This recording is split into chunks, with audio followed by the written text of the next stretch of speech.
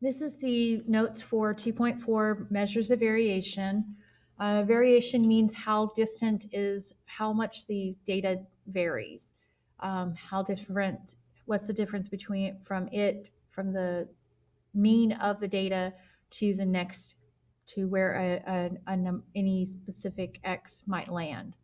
Standard deviation is a measure of how spread out numbers are. Its a symbol is the symbol sigma, Greek letter sigma. It looks like an O with a tail. When the data is from the population, if the data is from a sample, we use the letter S.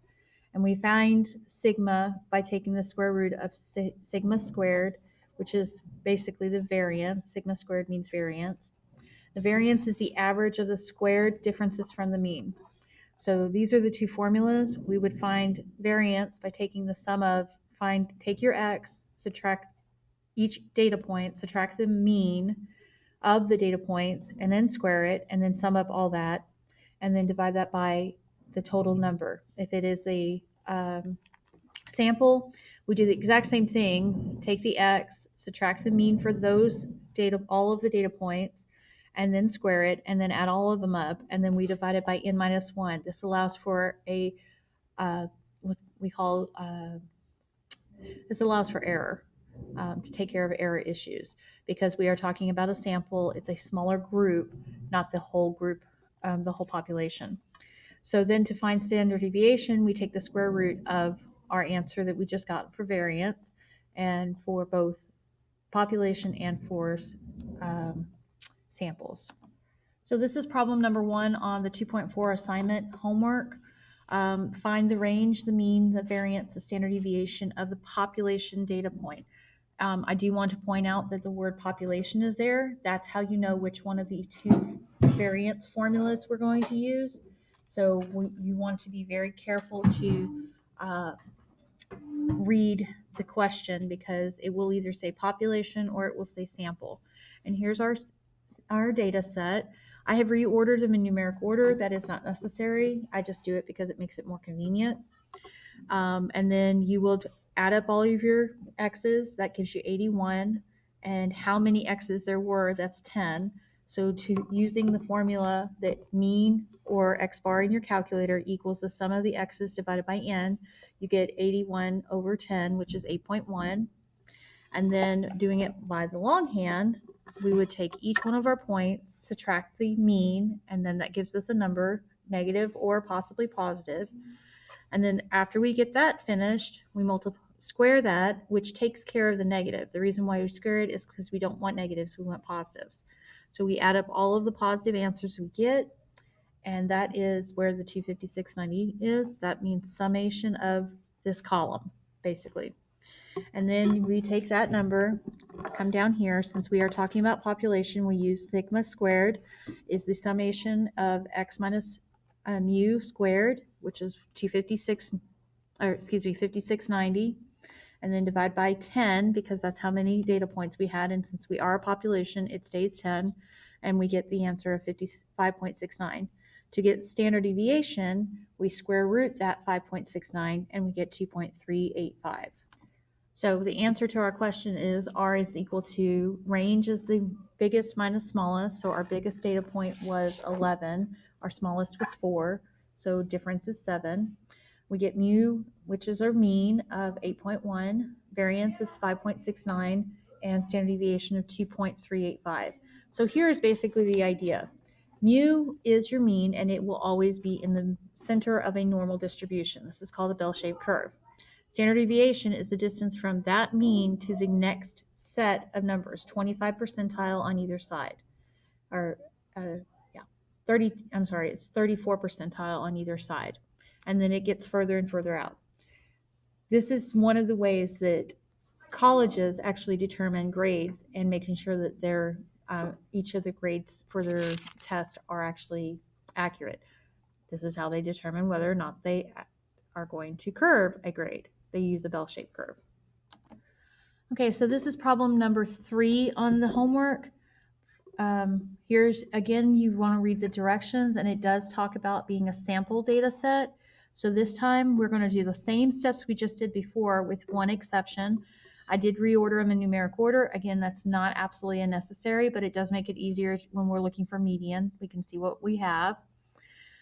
We will add up all of their x's, and we would get x is 100. The total is 100, and we have 9 data points. So to find our mean x bar, we would do 100 divided by 9, which is 11.111. Then for each one of our x's, we're going to subtract that x minus the mean. So 5.5 minus 11.1111, which gives us negative 6.11. Once we've done that for each of our data points, we now square each one of them, which gets rid of all negatives, and then we add up this column to get our summation of the x's minus the x bar squared.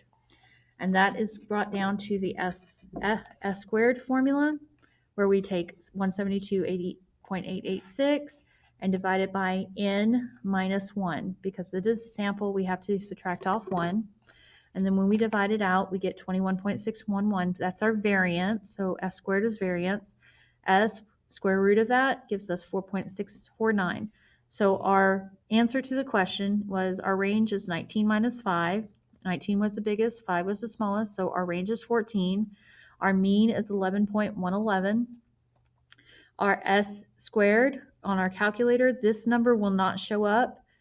You have to actually do something extra to get to it. 21.611.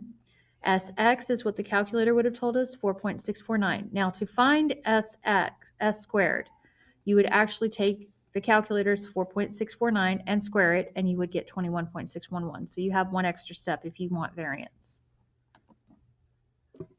I have shown you with the calculators how to do these problems so that you can actually find the mean, standard deviation, and the number of entries, and also the positions of measures of position, median, mean, and all that. These are the steps, so you would want to go through them. We have also got this with pictures in the back of our book. So I'm just going to kind of scroll down so you can see everything. In the calculator, x bar is always what's mean, even if we are talking about population. So mu is still x bar in the calculator. Sx is the standard deviation if you're talking about a sample. Sigma x is the standard deviation if you're talking about population, and then n is the number of entries. Okay, so sometimes we have to find the standard deviation if we're using group data with a frequency chart. And so the formula would be the same squaring x minus the x bar squared, but then we have to multiply that number times f, and then divide by n minus 1, and then take the square root. So here's the basic steps.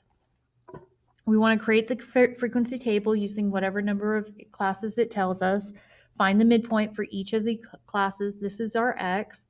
Multiply that x by its frequency, and then find the total of the frequency column to figure out what your n is. The sum of the x times the f from number 3, and then find the mean by taking that number 5 and dividing by number 4's answer. Subtract the mean from each one of your x's, and then square the answers from number 7, and then multiply that answer from number 8 times the frequency again, which is finding this here. And then we divide the sum of that column by n minus 1 to find the variance, and then take the square root to find it. So here's an example. This is problem number 9 in the homework assignment, and it gives us the NFL's wins in 2003. We find our range by finding the biggest and the smallest. We find our class width by dividing the range by the number of classes. Since it comes out to 2, if you actually did that, you would actually not get all of your data points in it. So we actually round up to 3 just to give it a little bit more space. Our smallest data point was 4, but we're going to start a little small because they wanted 5 data point classes. And when we space it out, 0 to 2, 3, and we're counting by 3s.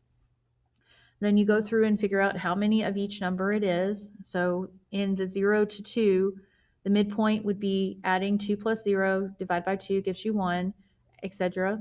And then we would find out the frequencies. Next step is to take our x times our f, and that gives us the this column. So 4 times 10, 40, 7 times 8, 56, etc. Then take that answer and divide it by the frequency total. So you take that frequency total and that will tell you what your X bar is. Then we take our mean X bar and subtract midpoint minus the mean. So 1 minus 7.638. And that gives us our negatives. And then we need to turn over the page. So this is the same problem from the previous page, but it has spread out a little bit better. So we were at this point right here where we've done our 1 minus the 7.938, and that gives us negative 6.938. Now we square it to get rid of all negatives, and then you take that answer and you multiply it times the frequency. And that's where the very first class gets wiped out, because even though we had a negative 6.938 here, times 0 means 0. And then we add that column up, and that will give us the top of our variance formula. The bottom is n minus 1 because we're talking about a sample, and then we get 11.286. Square root of that gives us 3.360, and these are all supposed to be S's. So if it is a frequency table, you unfortunately have no choice but to do all of these steps by hand. If it is not a frequency table, then you can usually do all of the steps by paper. Now what's really nice is we actually can do both. This one requested a frequency table, but we could have used the original data, which was right here, and use the calculator steps that I've shown you before to actually find all of the information as well. So just because we used a frequency table to actually find the mean before on using the frequency classes, you can actually, if you know all the data originally, you can still do the old-fashioned way. So I'm going to show you one more time using the same data what the steps are. So our steps with the calculator is to go to New Document, pick No if it asks you to, pick number 4 for list,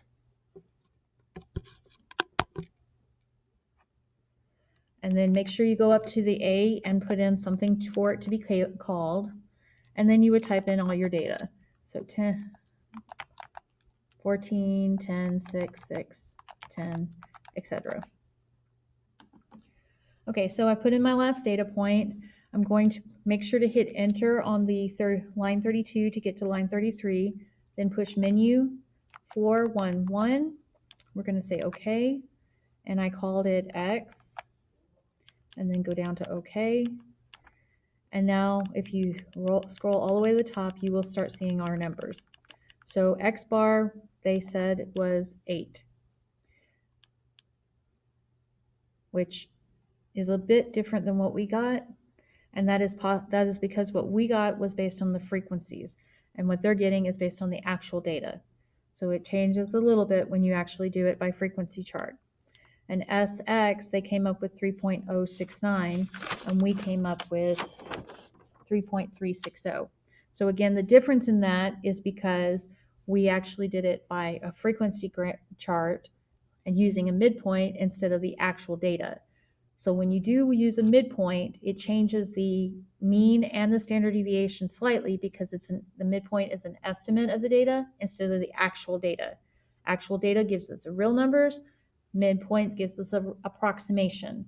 So whenever it says an approximation, you're using a midpoint for to represent the data, but not the actual data. So because this question was asking for an approximation of the population mean and the population standard deviation and the range as well. So our range was 14 was our biggest and 4 was our smallest. So our range would have been 10. And then the mu would have been the 7.938, and standard deviation or variance would have been 11.286, and standard deviation is 3.360. So that is problem number 9. And that is all the notes for this section.